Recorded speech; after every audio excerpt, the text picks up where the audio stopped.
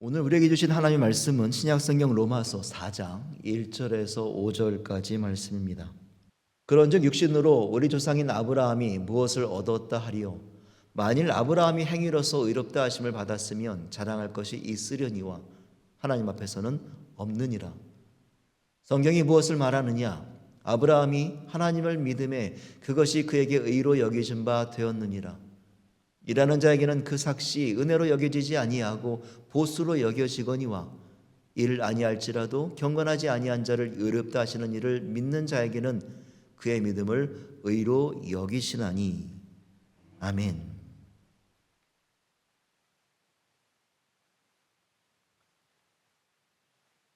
지난 겨울에 저희 아이가 집 근처에 있는 안경점에 다녀왔습니다.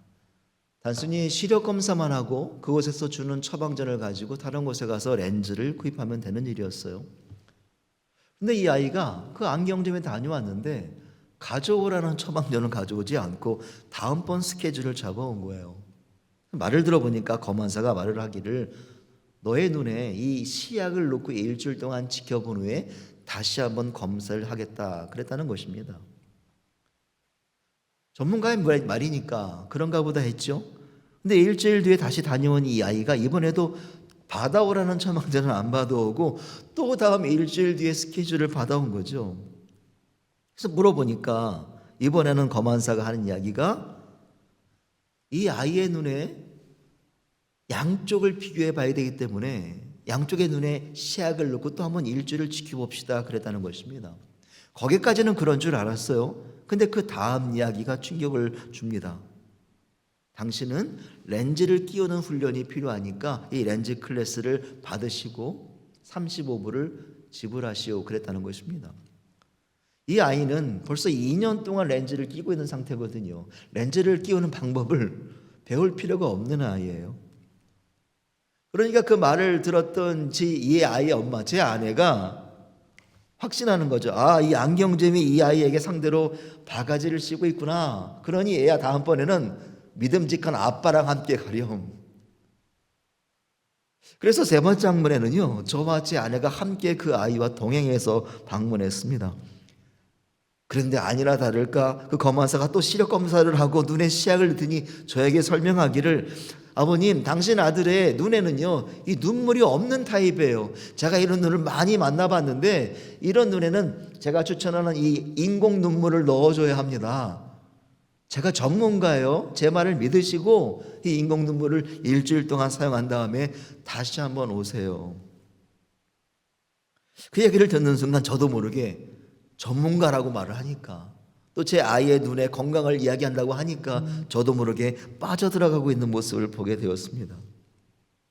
근데 제 아내가 눈치를 살짝 줘서 제가 정신을 바짝 차렸죠. 아니요, 저는 처방전만 필요합니다. 그래서 그날 처방전만 받고 집으로 돌아왔어요. 집으로 돌아오는데 그런 생각이 들더라고요. 야, 저런 분이 목회를 하면 얼마나 말씀을 자신 있게 전할 수 있지 않을까, 전할 수 있을까. 그렇지 않습니까? 여러분, 저를 믿으십시오. 제가 전문가예요. 제 말을 믿으셔야 합니다. 여러분, 그런 설교를 들으시면 얼마나 말씀을 자세히 잘 이해하고 받아들이실 수 있겠습니까? 그렇죠? 저를 믿으십시오. 우리는 지난주에 사순절 첫 번째 주일 설교를 통해 로마서 5장의 말씀을 나누었어요. 당시 바울은 로마에 있는 여러 가정교회들에게 편지를 썼는데 그 공동체 안에는 이방인 출신의 기독교인 그리고 평생 율법을 지키고 행했던 유대인 출신의 기독교인들이 섞여 있었습니다. 바울은 그들에게 전하고자 했던 복음의 핵심은 단 하나였어요. 바로 유대인이나 헬라인이나 다 죄 아래 있다. 그러니 그 죄의 문제를 해결해야 구원을 얻을 수 있다. 그리고 바울은 그들에게 그 원죄의 문제를 해결하기 위하여 아담을 이야기하지 않습니까? 그리고 그 원죄의 문제를 해결하기 위하여 우리가 구원을 받을 수 있는데 그런 내용이 어떤 것이다 라고 설명했던 내용이 지난주의 말씀이었어요. 기억나시죠? 오늘은 그 두 번째 시간으로 그렇다면 그 원죄의 문제를 해결하는 구원을 가능케 하는 것이 과연 무엇인가를 찾아보게 됩니다. 오늘 우리가 집중해야 할 것은 바로 믿음이라는 단어예요. 믿음. 바울은 오늘 본문에서 바로 그 믿음, 그리고 그 믿음의 실체를 우리에게 소개해 주고 있어요. 우리가 과연 무엇을 믿어야 하느냐라는 것입니다. 그리고 그 믿음이 우리를 과연 어떻게 구원으로 이끌고 가느냐라는 것이지요. 오늘 사순절 두 번째 주일, 이 로마서 4장의 말씀을 통하여 우리의 믿음이 다시 한번 점검되어지고 온전히 하나님의 은혜에 붙들리는 은혜의 시간이 되기를 간절히 축원합니다.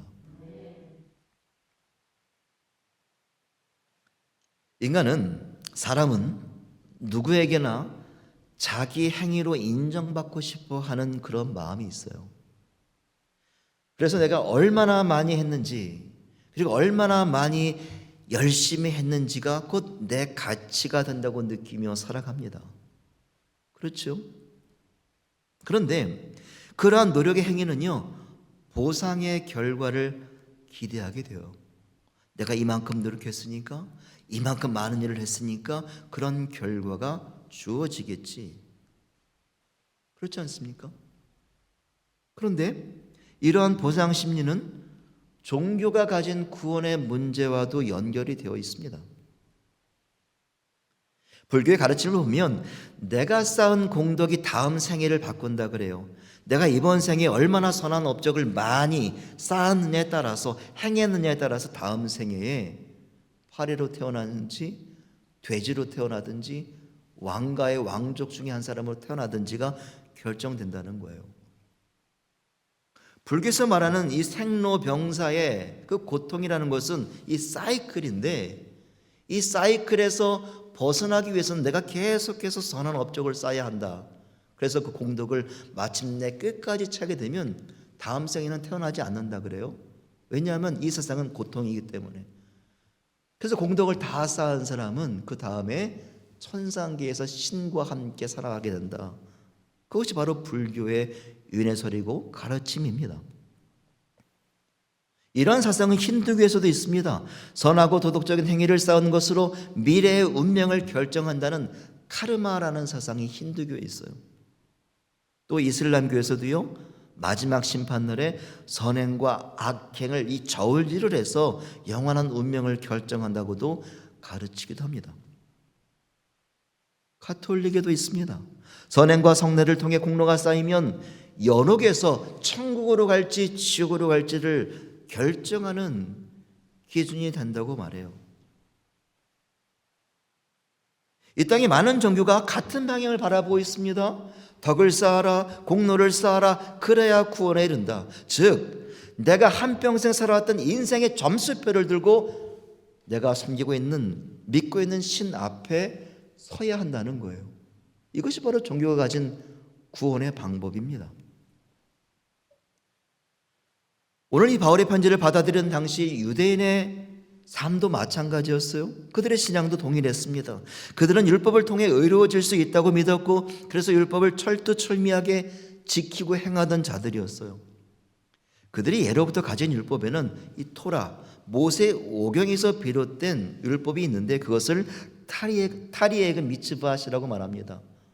근데 이 타리에그 미츠바세는 무엇을 해라 하라고 하는 명령이 248개, 무엇을 하지 말라고 하는 명령이 365개가 있다 그래요.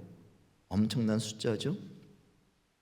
그런데 각 계명들마다 세부적으로 세부 하부 항목들이 있어가지고 수천 가지로 늘어난다는 거예요. 유대인들이 지키는 안식일의 계명만 하더라도요 수천 개가 넘는다 그래요.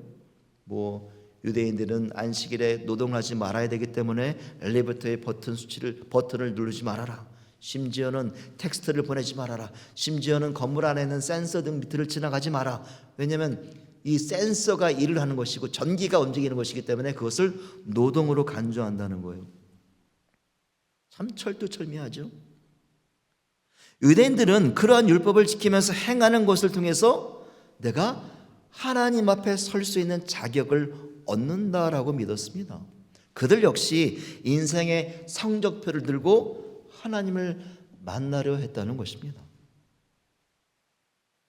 그런데 오늘 바울은 유대인들의 그러한 믿음을 반대합니다.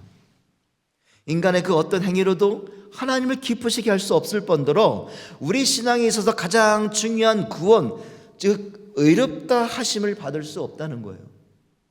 그런 행위로는요. 우리 2절 말씀을 쉬운 말 성경으로 함께 읽습니다. 사실 아브라함이 행위로 말미암아 하나님께 의롭다고 받아들여지게 되었다면 그에게는 자랑할 거리가 있었다고 할 수 있었겠지만, 그러나 아브라함은 하나님 앞에서 자랑할 것이 아무것도 없습니다. 아브라함이라는 사람은요, 유대인들에게 있어서 완벽한 인물이었습니다. 그가 평생을 거쳐 이룬 하나님 앞에서 보여준 행동들은 그를 의로운 인물로, 또 온전한 인물로 삼기에 충분했죠. 특별히 아브라함 하면 어떤 사건이 떠오릅니까? 그가 100세에 얻었던 아들 이삭을 하나님께 제물로 바치려고 했던 그 놀라운 순종의 사건. 그 사건은 그의 후손들이 아브라함을 믿음의 조상으로 삼았던 아주 결정적인 이유가 되기도 합니다. 참 놀라운 인물이죠. 그런데 바울이 지금 하는 이야기를 들어보세요.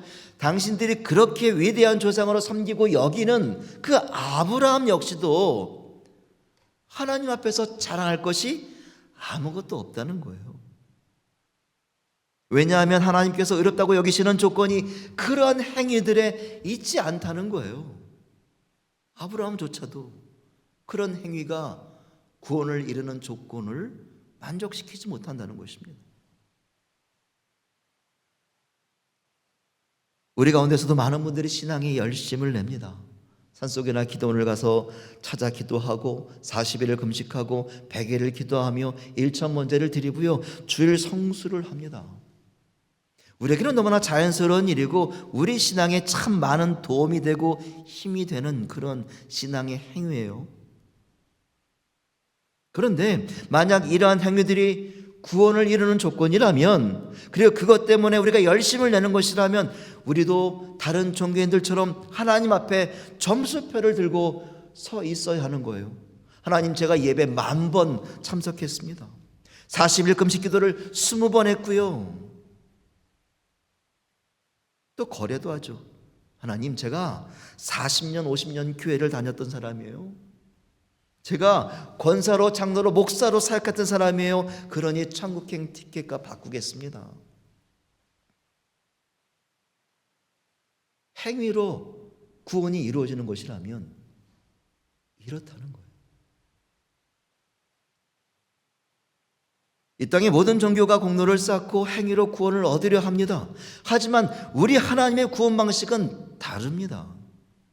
우리가 기도하고 예배하고 헌금하고 이웃을 섬기는 이 모든 신앙의 행위들은 하나님의 사랑을 얻으려는 조건이 될 수 없습니다. 아니, 절대로 그렇게 해서도 아니 돼요. 왜냐하면 그 사랑은 이미 우리에게 값없이 주어졌기 때문입니다. 이미 우리는 구원받은 자로서 이곳에 있는 것이죠. 내가 세례를 받고 예수 그리스도를 우리의 구주로 믿는 동시에 저와 여러분은 이미 천국 백성이 된 줄로 믿습니다. 그렇기 때문에 우리의 신앙의 노력들은요, 다른 종교들과 분명한 차이가 있어야 돼요.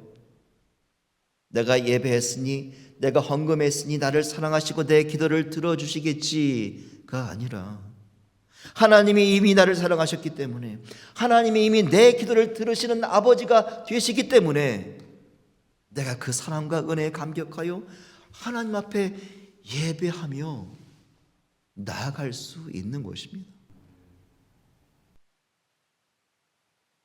우리는 이 순서가 바로 서야 돼요. 이 순서가 바뀌면 우리 역시 유대인들처럼 율법 아래 갇혀버리고 말게 됩니다. 함께 따라 하시겠습니다. 하나님이 나를 선택하셨습니다. 그래서 내가 예배합니다. 하나님이 내 기도를 들어주시는 분이십니다. 그래서 내가 기도합니다. 믿으십니까? 이 놀라운 고백이 있어야 우리가 하나님 앞으로 가까이 갈 수 있는 거예요. 우리 예배는 조건이 아니라, 거래가 아니라 나를 향하신 하나님의 은혜에 대한 표현이어야 합니다. 여러분, 하나님에 대한 감사와 은혜에 대하여 될 수 있으면 많이 표현하십시오. 찬송하시고 기도하시고 예배하시고 주일 성수하시고 복음 전하시면서 마음껏 신앙생활 하십시오. 하지만 그것이 우리의 구원받는 조건은 아니라는 사실을 기억해야 합니다.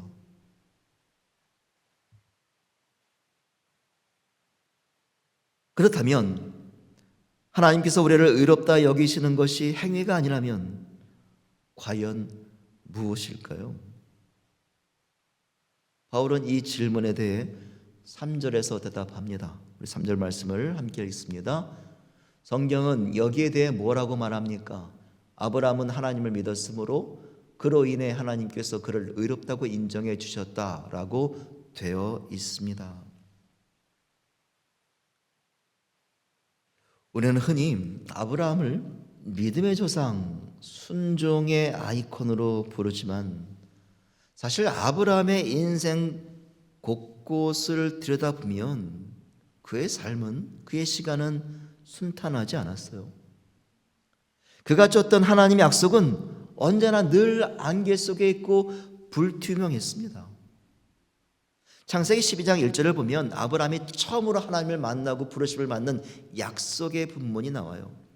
75세의 아브라함에게 하나님께서 고향을 떠나라는 첫 명령을 내실 때를 보면 이미 정해진 땅이 아니라, 이미 보여준 땅이 아니라 앞으로 언젠가 내가 언제쯤에 너에게 보여줄 그 땅으로 가라고 말씀하세요.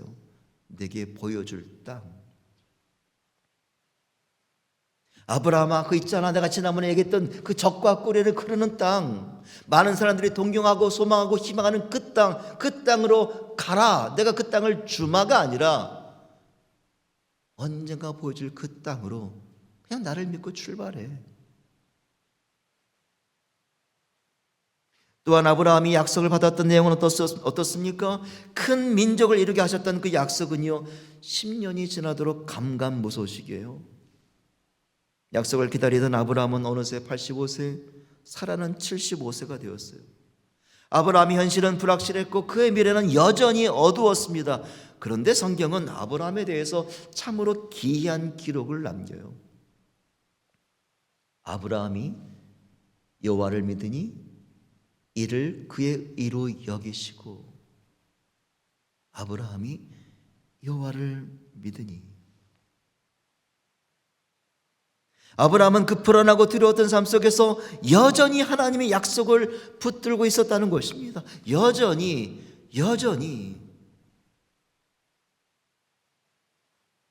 그것이 가능했던 이유는 그가 믿었던 것이 약속이 주는 결과가 아니라 그 약속을 이루시는 하나님이셨기 때문이었어요. 아브라함은 언제 어떻게 무엇이 이루어지는지를 믿었던 것이 아니라 그의 인생 전체를 붙들고 계시는 하나님, 바로 그분을 믿었기 때문에 그의 믿음에는 변함이 없었다는 거예요. 흔들림이 없었다는 것입니다.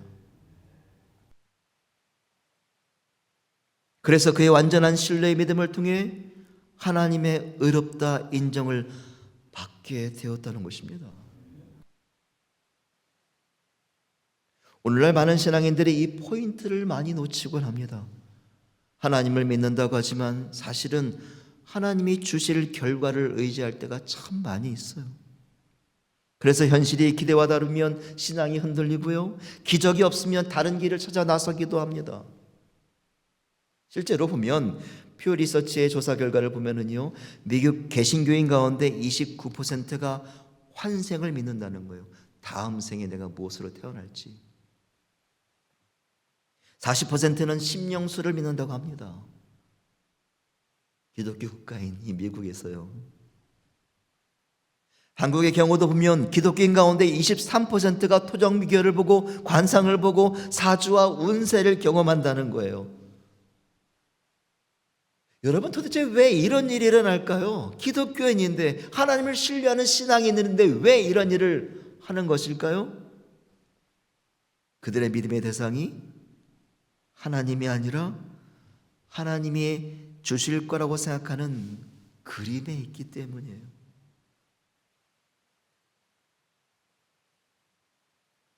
그림을 그려주시는 하나님이 아니라 내가 원하는 그림에 있기 때문이에요. 이런 분들은 주일에는 교회 가고 주중에는 사주와 팔자를 보고 또 토요일에는 법당을 찾아가죠. 왜냐하면 그들에게는 하나님이 중요한 것이 아니라 자기 인생의 그림을 더 잘 그려주는 데가 어디인지가 더 중요한 것이죠. 그런데 아브라함은 성경을 통하여 우리에게 분명히 말하고 있습니다.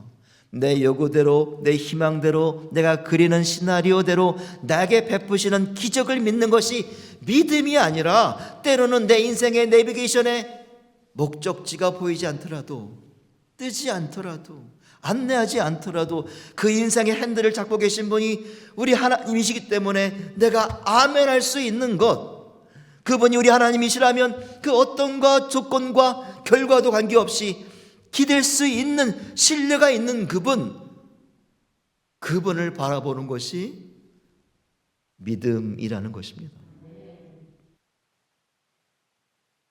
사랑하는 여러분, 오늘 이 말씀을 곰곰이 살펴보시면서 묵상하시면서 지금 내 믿음이 어디를 바라보고 있는지를 살펴보시기를 원합니다. 내가 아멘으로 고백하는 부분이 내 인생의 그림입니까?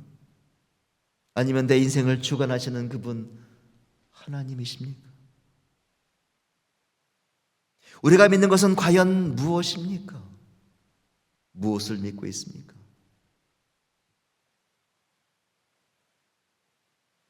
바울이 아브라함을 통하여 우리에게 주시는 말씀은 우리가 믿음의 주체를 전능하신 하나님, 바로 그분에 고정할 때 비로소 우리의 믿음이 온전하여지고 또한 우리를 이끄시는 하나님의 완전한 은혜를 만나게 된다는 거예요. 그 온전한 믿음의 역사가 저와 여러분 가운데 날마다 일어나기를 간절히 축원합니다.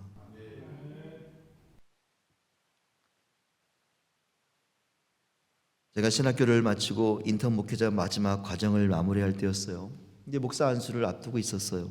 그래서 그동안 준비했던 이제 목사님들로부터 받은 추천서, 또 신앙 고백서, 시험 성적표 등을 작성해서 제출을 해야 되는데 제가 그 마감일까지 지키지 못한 거죠.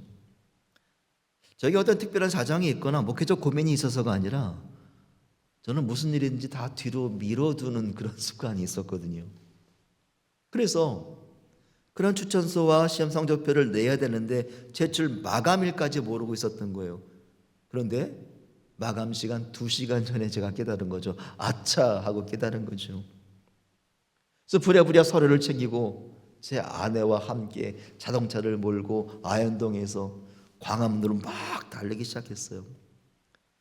여러분 아시죠? 서울 시내 트래픽이 얼마나 심합니까? 게다가 그날이 금요일이었거든요.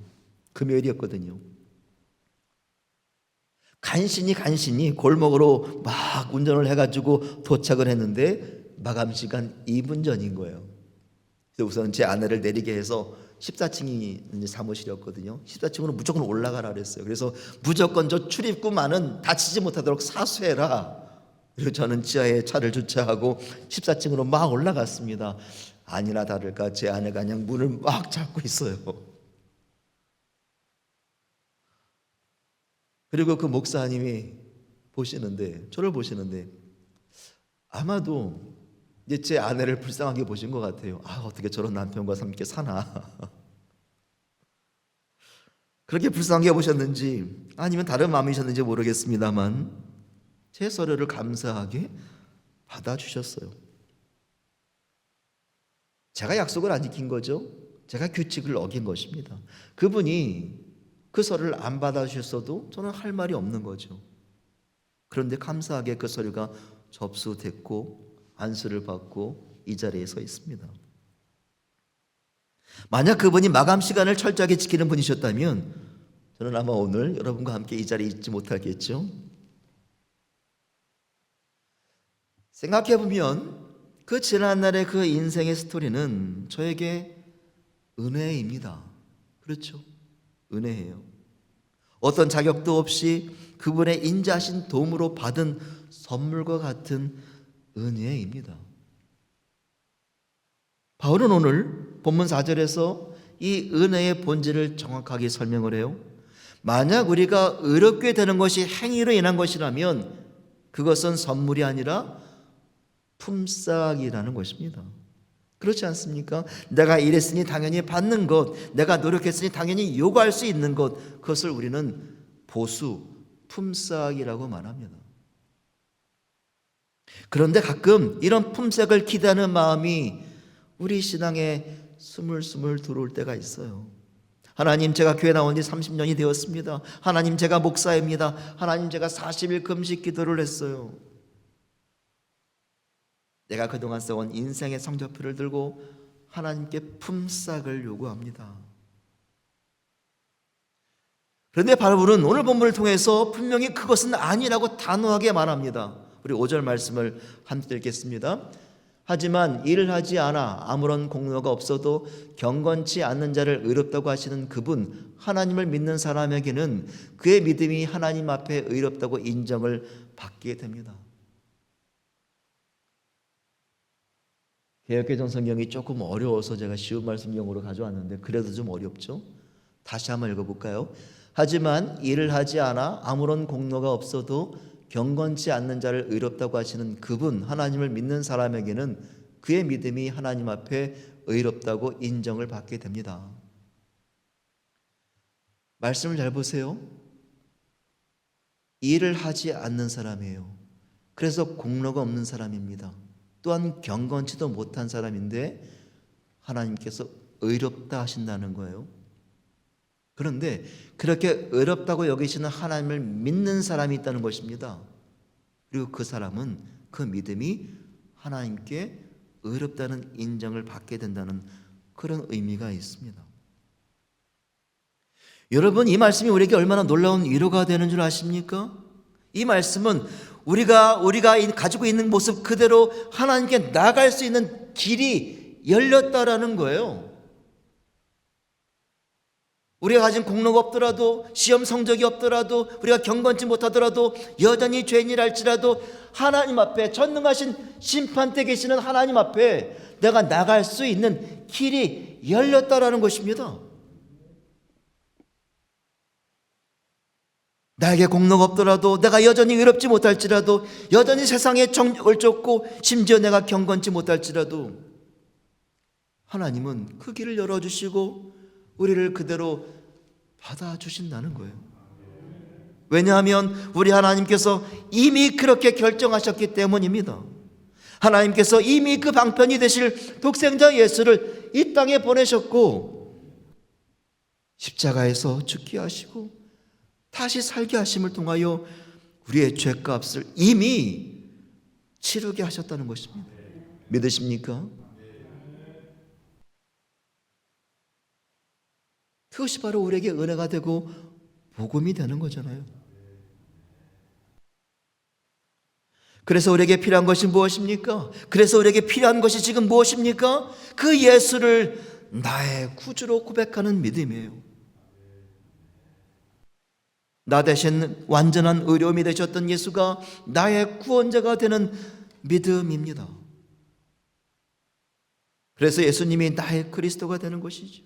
그래서 그분을 통해서 구원이 나에게 은혜가 되는 것이죠.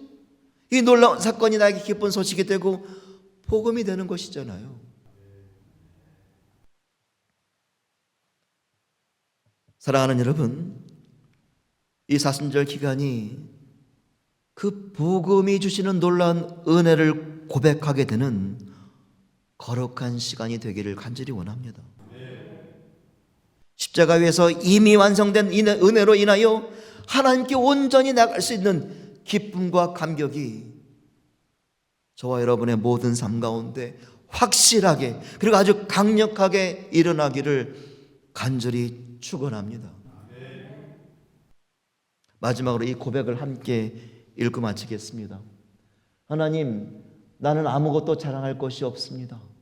나는 단지 예수 그리스도를 믿습니다. 그분이 나를 위해 죽으셨고 부활하셨음을 믿습니다. 그 은혜로 나를 의롭다 여겨 주옵소서. 기도하시겠습니다.